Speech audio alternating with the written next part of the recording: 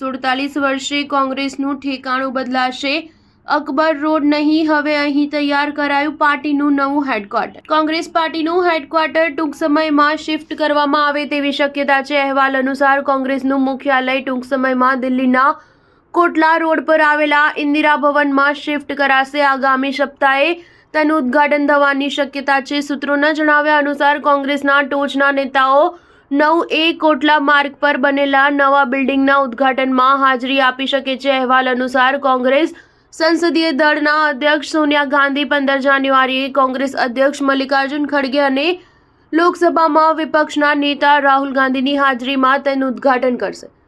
જો કે એવું કહેવામાં આવી રહ્યું છે કે પાર્ટી 24 અકબર રોડ સ્થિત વર્તમાન મુખ્ય કાર્યાલય ખાલી નહીં કરે. 1978માં તેની રચના થઈ ત્યારથી તે કોંગ્રેસનું મુખ્ય કાર્યાલય છે. એવી ચર્ચા છે કે જૂના હેડક્વાર્ટરમાં અમુક વિભાગો જળવાઈ રહેશે.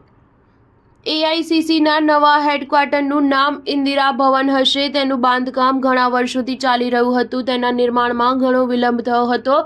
તેની પાછળનું કારણ કેન્દ્રમાં કોંગ્રેસની સરકાર ગયા પછી ઊભી થયેલી નાણાંની અછત હોવાનું કહેવાય છે. એવી ચર્ચા છે કે શરૂઆતમાં એડમિનિસ્ટ્રેશન, એકાઉન્ટ્સ અને અન્ય વિભાગોને ટ્રાન્સફર કરવામાં આવશે.